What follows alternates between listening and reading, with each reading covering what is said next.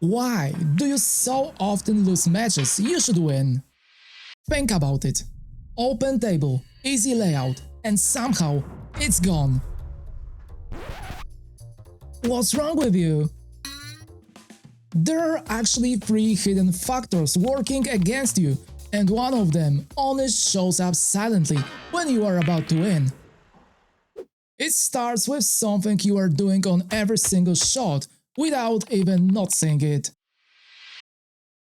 Your technical control. And right here, most players make 3 hidden mistakes at once. First of all, they miss speed completely because they are afraid of coming up short or long. Secondly, they add unnecessary spin because they don't trust natural angles. And finally, they focus on the pocket, not the path. And this combination destroys control. Most amateurs think like this. Get perfectly straight to the 9 ball. But pros do this instead. Let's land somewhere in this area. So let me ask you, which of these options are you able to repeat more often? The answer should be very simple, right? And here is the thing, cue ball control is not about movement. It's about limitation. And this is the exact reason why later under pressure your game suddenly collapses. From now, I want you to install this simple rule. You are not allowed to shoot until you define a stop zone. And here is exactly how to do this. First of all, stand behind the next ball and pick an optimal landing area. Secondly, ask yourself, can I get there with no spin?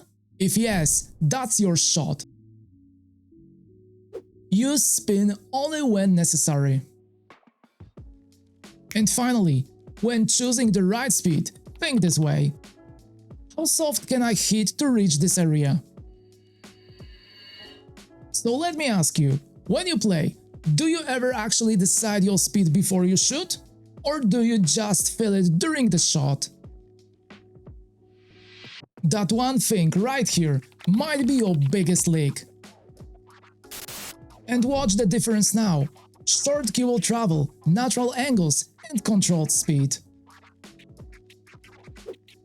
We are not straight to the 9 ball, but it is much better option than trying to save the situation from a difficult position, right? And you know what? Even if you fix your cue ball control, you can still lose the match, because at some point you make a decision that cancels everything. And this is the exact moment where most players sabotage themselves. Let's talk about the second aspect, strategy. You look at this layout and your brain instantly says, I can make something happen here. Sounds familiar, right?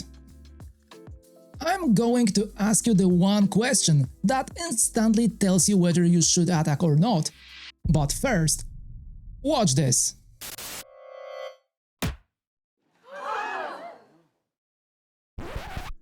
And here is the problem. It didn't feel like a bad decision, but in reality, you just handed the table away.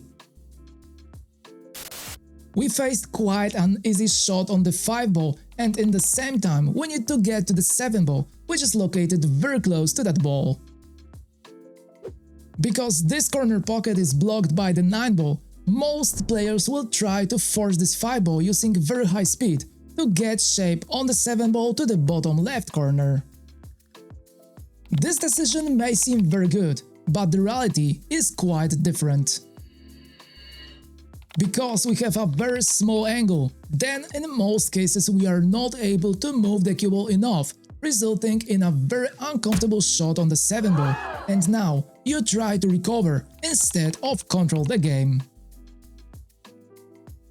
Sometimes we focus too much on getting a good shape and we forget about the most important thing, to pocket the ball. And well, With all these problems, why don't you just roll the 5 ball and place 7 ball into the right side pocket? We are lowering the difficulty of the 5 ball, so the key will be to land far enough to maintain the right angle on the 7 ball.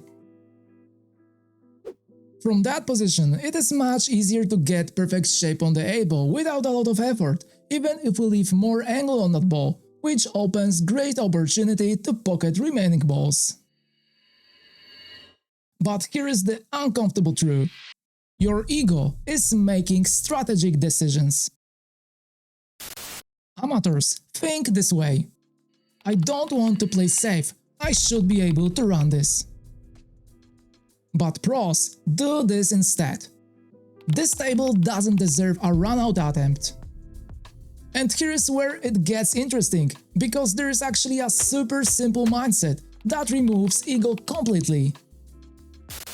If you are not at least 70% sure you can get position on the next ball, you do not go for the run-out.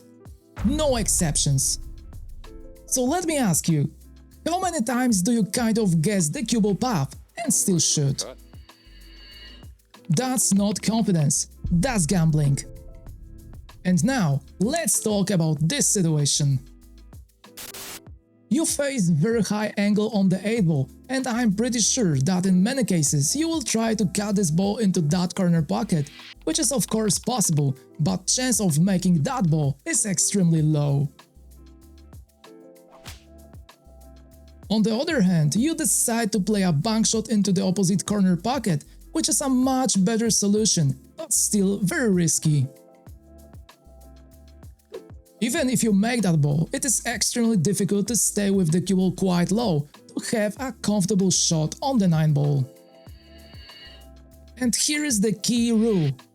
Never try to force a shot which you are not entirely sure about.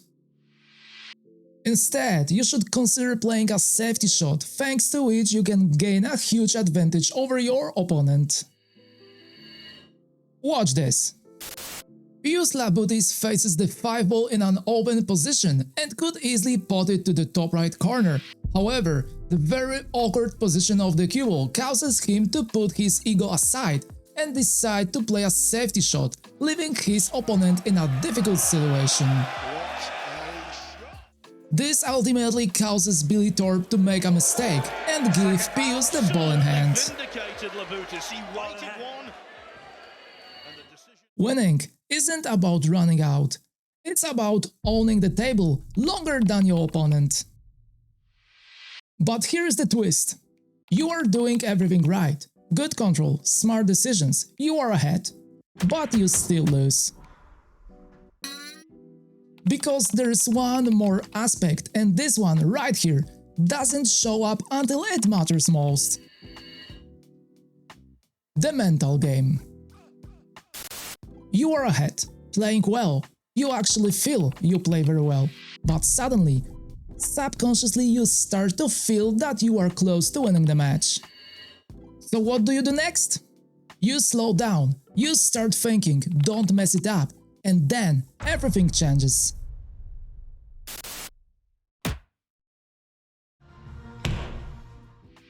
You didn't lose your skill, you simply lost your rhythm. You should absolutely lock your routine speed, same pace, every shot, not faster, not slower. Your routine should feel like this. Visualize the shot, step in, 3-4 practice strokes, and shoot. That's it. No changes under pressure. Amateurs play like this. Adapt emotions, change routine, lose control. But pros do this instead.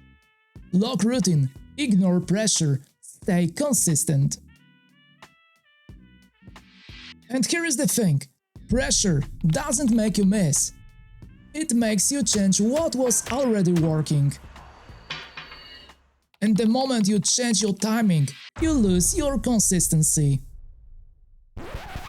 So let me ask you, where does that pressure actually come from? It is not your opponent, It is happening because you stop playing the shot and start playing the result. I really don't like the shots in the new class. Nope. The moment your brain jumps to winning the match, finishing the rack or not missing, you leave the present moment. And here is the scary part, because the more you try to control the result, the less control you have over the shot. You are only allowed to think about the next shot, nothing else exists. Not the score, not the win, not the pressure. Before every shot, ask yourself, what is this shot asking me to do? Instead of, can I win with this shot? If you ever hear yourself thinking, I'm about to win, you need to reset immediately. Step back and restart routine. You don't handle pressure by being strong. You remove pressure by removing the future. And when you combine this with everything I covered, you are not just playing better, you are playing free. And be honest right now, do you remember the last time you lost a match you should have won? It is not because you missed balls. So now, I want to ask you, which one kills your game the most? Position, strategy or pressure? I would love to see your opinion in the comments. However, if you want to stop wasting time and improve your game, you must check out Billiard.co. This is the best billiard platform where you will find structured drills, advanced editor, and using link from video description you can get discount from premium membership and full access to website. And if you want more content like this, hit like, subscribe and see you in the next one. Take care.